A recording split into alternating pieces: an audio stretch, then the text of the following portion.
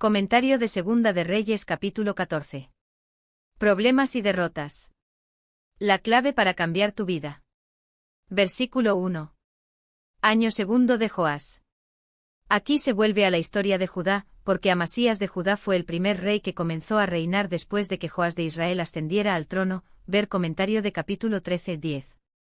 En cuanto al método usado para computar el reinado de Amasías. Versículo 3.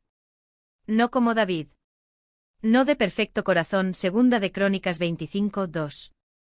El pecado más notorio de Amasías consistió en adorar a los dioses de Edom después de haber derrotado a los edomitas en batalla, y su amenaza de muerte al profeta porque éste le había reprochado por haberse apartado de Dios. Segunda de Crónicas 25-14-16.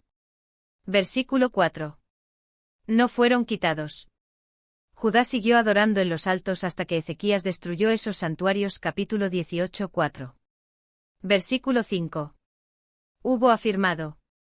Evidentemente hubo un periodo de inquietud y confusión después del asesinato de Joás de Judá, capítulo 12, 20 y 21, durante el cual, sin duda el nuevo rey experimentó dificultades para hacer valer y conservar sus derechos. Cuando superó estos problemas y el rey estableció su autoridad en toda la nación, pudo tomar medidas eficaces contra los asesinos de su padre. Versículo 6.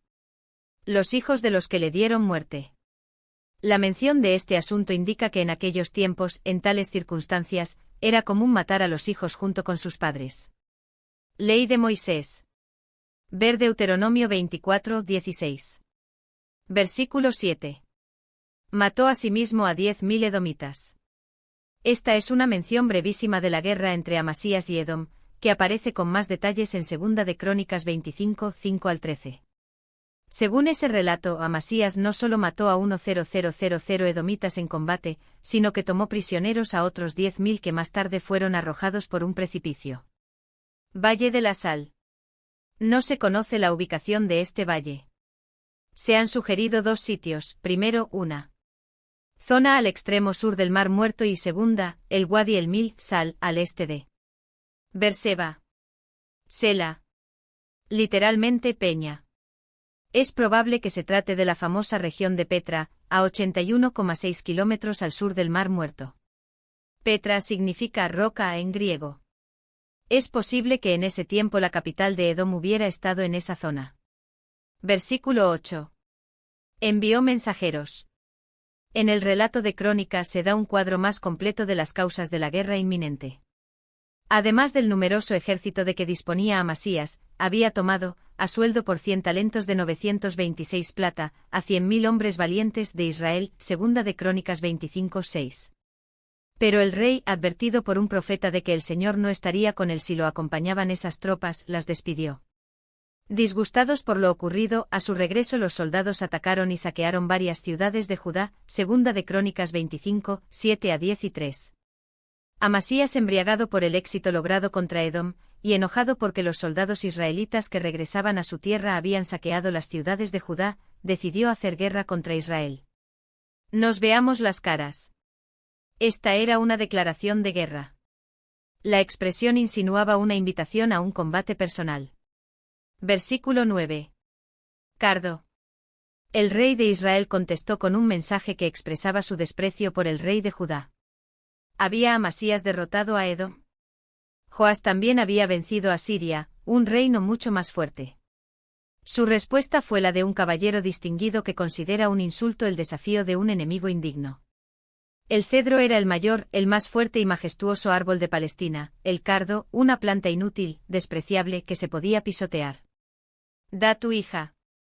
Josafat había hecho con Acab una alianza que se había sellado con el matrimonio de Atalía, hija de Acab, con Joram, hijo de Josafat. Primera de Reyes 22, 44, Segunda de Reyes 8, 18 y 26, Segunda de Crónicas 18, 1. También las familias reales indicaron su amistad mutua dando a sus hijos los mismos nombres, Joram y Ococías en Judá, Ococías y Joram en Israel.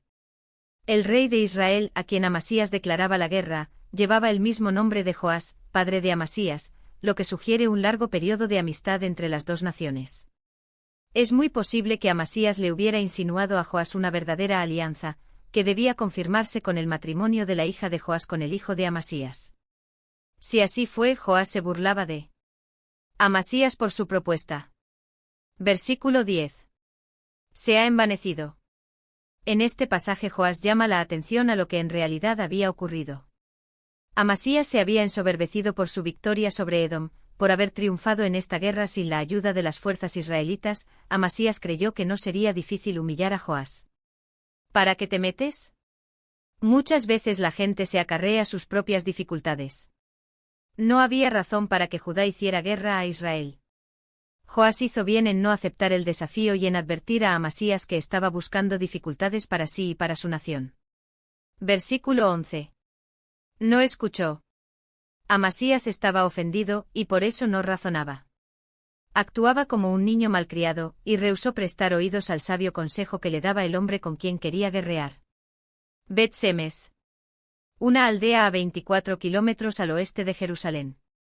Joás no esperó que Amasías atacara, sino que despachó sus tropas hacia el sur, con la evidente intención de acercarse a Jerusalén desde el oeste por la antigua carretera que pasaba por el valle de Sorek. Esta es la ruta que ahora sigue el ferrocarril de Jaffa a Jerusalén. El sitio de Bet-Semes, ahora Tel el-Rumeile, fue excavado por una expedición norteamericana entre 1928 y 1933.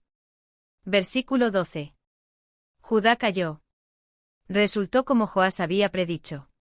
Amasías se entremetió para daño suyo. Ahora Judá debía pagar el precio de la insensatez de su rey. Versículo 13.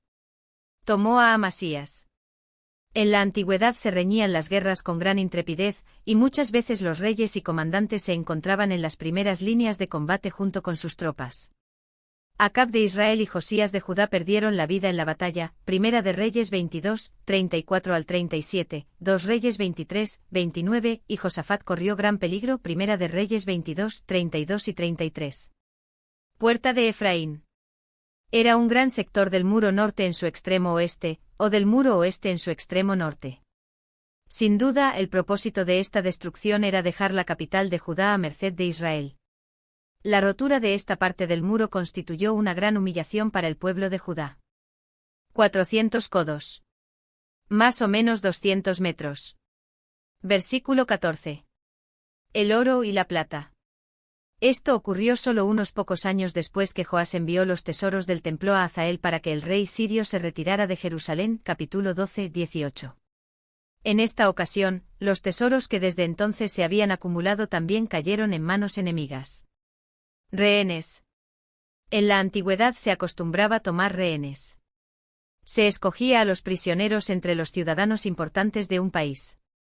Los vencedores esperaban que así se podría garantizar la buena conducta posterior de los vencidos.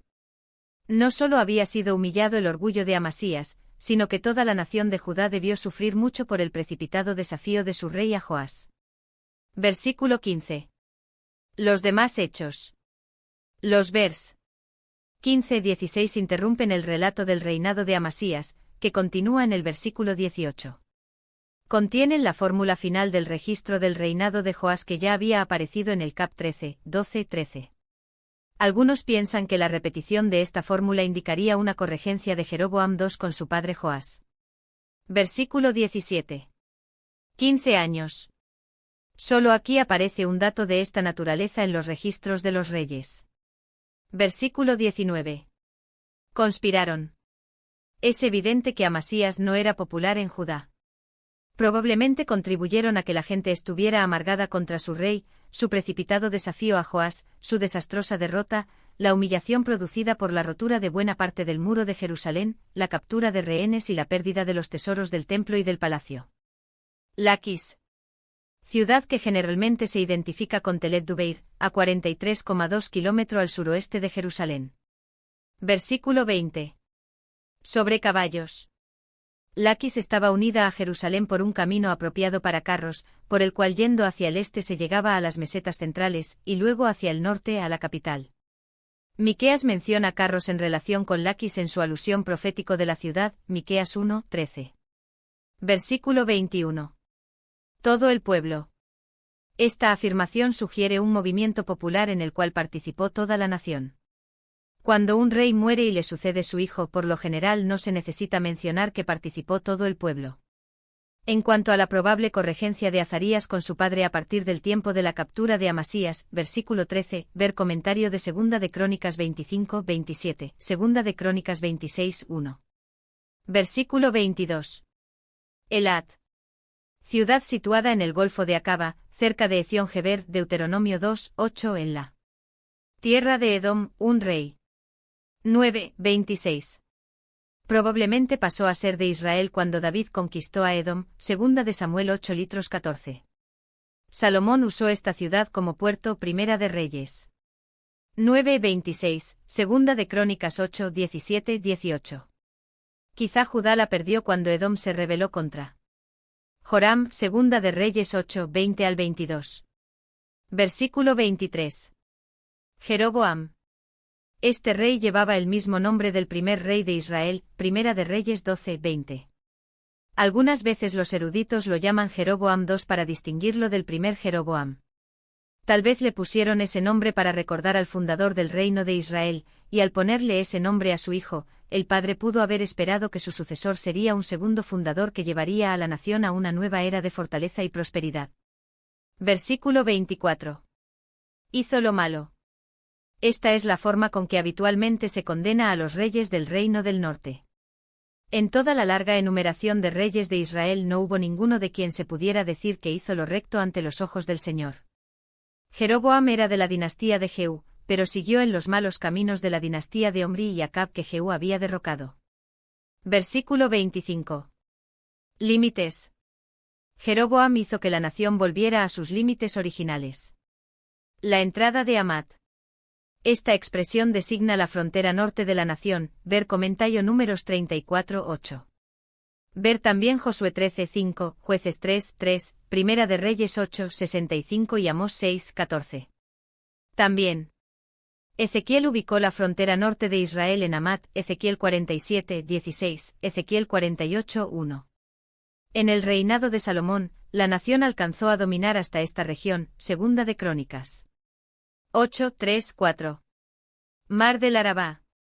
El Mar Muerto, ver números 34:12, Deuteronomio 3:17, Deuteronomio 4:49, Josué 3:16. Israel había perdido el territorio al este del Jordán durante los reinados de Jehú, Segunda de Reyes 10:32 y 33, y Joacaz, Segunda de Reyes 13:3 y 25, pero Joás lo recuperó en parte, Segunda de Reyes 13:25. Jonás. Este es el profeta que fue enviado a Nínive, Jonás 1:1 y 2. Jonás tuvo un ministerio más amplio que el que se registra en su libro. La mención que se hace aquí de que Jonás actuó durante el reinado de Jeroboam II, nos permite fijar la fecha aproximada de los sucesos registrados en el libro de Jonás. Siguiendo la cronología empleada en este comentario, los reyes que reinaron en Asiria durante el reinado de Jeroboam II fueron Adad-Nirari III, 810 al 782. Salmanasar IV, 782 a 772, Asurdan III, 772 a 754, y Asurnirari V, 754 al 746. Gat-Hefer. Lugar ubicado en la frontera de Zabulón, Josué 19:13 a 4,4 kilómetros al noreste de Nazaret. Todavía se ve allí la supuesta tumba de Jonás. El nombre árabe del lugar es Kirbet ez-Zurra. Versículo 26. Miró la muy amarga aflicción. Dios no permite que los fuegos de la aflicción ardan con más calor que el necesario para consumir la escoria. Cuando sus hijos responden ante castigos suaves, no necesita usar castigos más severos. Por otra parte, un persistente rechazo a arrepentirse bajo la presión de pruebas fáciles hace que las aflicciones sucesivas sean más intensas. Así ocurrió con Israel. Las calamidades menores no habían sido suficientes para realizar una reforma duradera, y por su continua rebeldía la nación estaba acercándose rápidamente al castigo final de su destrucción completa. Al parecer, el alivio transitorio experimentado con Jeroboam tenía el propósito de demostrar lo que Dios estaba dispuesto a hacer en favor de la nación rebelde, aún en ese postrer momento. Todavía no era demasiado tarde, pero ya casi se habían alcanzado los límites de la tolerancia divina, y el fin se acercaba a pasos agigantados. Durante este periodo hubo una intensa actividad profética. En tiempos de crisis y de necesidad Dios orienta de un modo especial. No solo Jonás actuó durante este periodo, sino también profetizaron Oseas y Amós. Los mensajes de estos libros permiten comprender las condiciones de la época. No había siervo ni libre.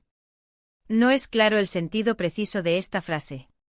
Parece indicar que la calamidad se había difundido mucho y comprendía a todas las clases sociales, ver Deuteronomio 32, 36, 1 Primera de Reyes 14. 10, Segunda de Reyes 9, 8. Puede tratarse de una antítesis, el que es encerrado y el que es soltado, o sea, el que es aprisionado y el que es libertado. Versículo 27. No había determinado. Dios aún no había dado la orden de destruir a Israel, por el contrario, quería que la transitoria prosperidad fuera un buen incentivo para que Israel se convirtiera a él. La restauración de las fronteras debía ser una anticipación de las bendiciones futuras que gozaría Israel si obedecía a Dios. Parece que el autor estaba pensando en Deuteronomio 32, 36 al 43. No había llegado aún el momento en que el Señor había de borrar el nombre de Israel de debajo del cielo. Deuteronomio 29, 20. Los salvó. Prosperaron a pesar de la maldad de Jeroboam, versículo 24. Los impíos nunca saben hasta qué punto deben agradecer a Dios por las bendiciones que reciben. Las victorias no eran un indicio de que Dios aprobaba la conducta del rey o del pueblo, por el contrario, estas victorias eran una nueva invitación de Dios a su pueblo para que volviera al propósito original al cual había sido llamado. Vers 28. Todo lo que hizo. Jeroboam hizo mucho para fortalecer a su nación, pero el registro de su reinado es breve. Al éxito nacional siguió el orgullo fuertemente condenado por los profetas de la época Oseas 5, 5, 7, 10, Amós 6, 13. Restituyó al dominio de Israel a Damasco y Hamat. Esta declaración señala la extensión del reino de Judá hacia el norte en ese momento. David conquistó a Damasco para Israel, 2 de Samuel 8, 6, y Salomón retuvo esta ciudad como parte de su imperio, 1 de Reyes 11, 23 y 24. Hamat también formaba parte del territorio de Salomón, 2 de Crónicas 8, 4. No es claro si se indica la ciudad o el distrito de Hamat, ver comentario del versículo 25. La ciudad de Hamat está a unos 200 kilómetros al norte de Damasco. Tiglat-Pileser III de Asiria, 746 al 727 a.C., dice que dominó 19 distritos de Hamat junto con las ciudades de sus alrededores, que habían pasado a Azriau. Es probable que este Azriau fuera Azarías o Ucías de Judá, ver comentario 2 de Reyes 16, 5, aunque los eruditos no están en total acuerdo en cuanto a esta identificación. Si esta declaración se refiere a Azarías de Judá, debe entenderse que Judá controlaba el territorio de Hamat cuando se realizó la campaña de Tiglat-Pileser. Al parecer Judá e Israel se disputaban el control de esta zona norteña. En determinado momento Jeroboam habría logrado arrebatársela a su rival del sur, pero Judá sin duda la recuperó, pues la incursión de Tiglat-Pileser en este territorio ocurrió en el año 743 a.C., 10 años después de la muerte de Jeroboam, según la cronología usada en este comentario. Algunos han pensado que el interés de Judá por estas zonas del norte pudo haberse debido a las actividades que allí realizaban los asirios.